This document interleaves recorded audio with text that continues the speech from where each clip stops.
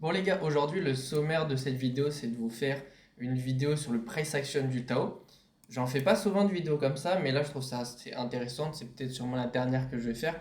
Parce qu'on sait que Tao va aller chercher les 1000 dollars, les 10 000, les 100 000 dollars. Grâce justement à ces subnets et à leur système de mineurs et validateurs ultra performants. Mais la question c'est quand, à partir de quel niveau. Et j'aime bien ce jeu-là, on essaye de timer un petit peu quand est-ce que ça peut se produire. Parce qu'il se passe beaucoup de choses, les revenus suivent, le potentiel augmente, les subnets se développent, on verra ça dans la deuxième partie de la vidéo. Mais pour commencer, on va faire une petite analyse du prix. Donc ce qu'on peut voir, c'est qu'on est toujours dans une accumulation depuis pratiquement 2 ans, où on range entre les 750 et les 170. Ce qu'il faut noter aussi, c'est qu'on va avoir le halving du Tao, donc c'est à peu près la même chose que le halving du BTC. Les mineurs vont recevoir 2 fois moins d'émissions à partir du 11 décembre, donc il me semble que c'était la dernière date en vigueur. Donc le 11 décembre, on va avoir un halving du Tao. Et je pense qu'on va avoir la même chose qu'on a eu sur les cycles du BTC. Donc on va avoir un pump derrière. Ça va pas forcément être un pump direct. On sait aussi que sur BTC, à chaque fois avant les halvings, on a eu cette période des 90 jours avant où on a soit fait des impulsions baissières, mais que derrière on a continué à la hausse.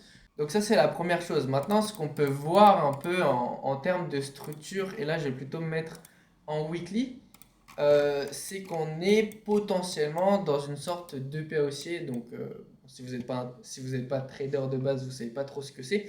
Mais concrètement, potentiellement qu'on pourrait réagir en fait dans le money transfert qui se situe là.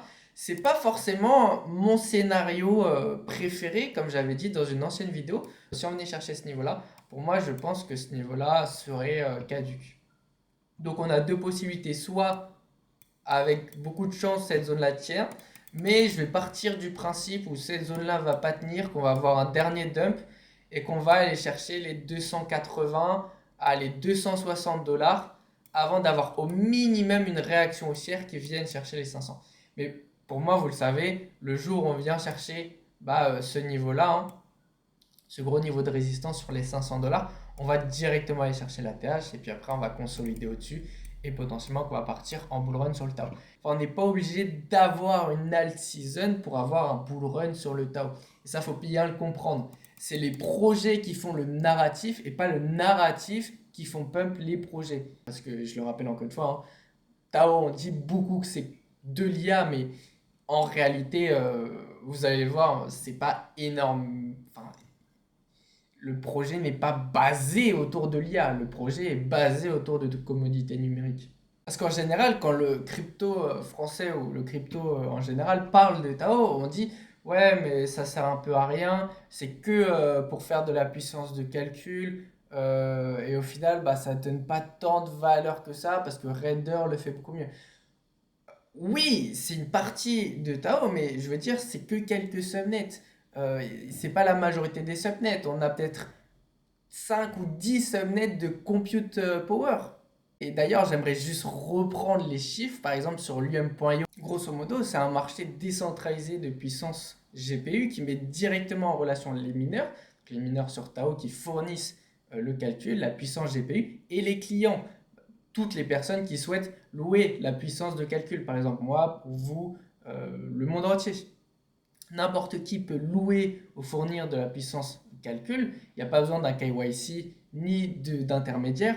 Par exemple, on peut le faire sur Google Cloud, on peut le faire sur Amazon aussi. Enfin, on ne peut pas nous-mêmes amener et proposer et louer à Amazon notre puissance de calcul. Et c'est ça ce qui est un peu nul. Si jamais on a des ordis qui nous servent à rien et qu'on aimerait bien les faire louer. Par exemple, vous avez un ordi avec une grosse carte graphique à l'intérieur et que vous n'utilisez pas l'ordi, au lieu qu'il soit là à être posé et à prendre la poussière, vous pouvez le faire tourner en soi, grosso modo. Grâce à ça et à ce que toutes les personnes dans le monde font comme ça, que ce soit avec des petites cartes graphiques ou des grosses cartes graphiques dans le monde professionnel avec des Nvidia H100 ou H200, derrière, les utilisateurs, ceux qui les louent, en quelques secondes, il est possible de lancer une machine. Donc, général, c'est des machines virtuelles. Il faut bien comprendre ici que le coût de location grâce à ce subnet sur Tao, c'est le plus compétitif au monde.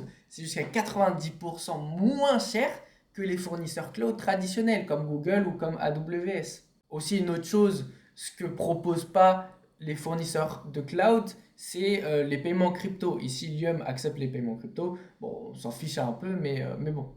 Et derrière cette puissance de calcul, en cas d'usage, bah, elles peuvent faire du rendu 3D à l'IA, elles peuvent faire de l'entraînement de modèles, elles peuvent faire du calcul intensif. Et c'est pour ça qu'on ramène surtout, ok, Tao est fait pour l'IA. Mais en soi, on- enfin, c'est pas que le cas, c'est juste ici pour mettre de la hype dans le projet.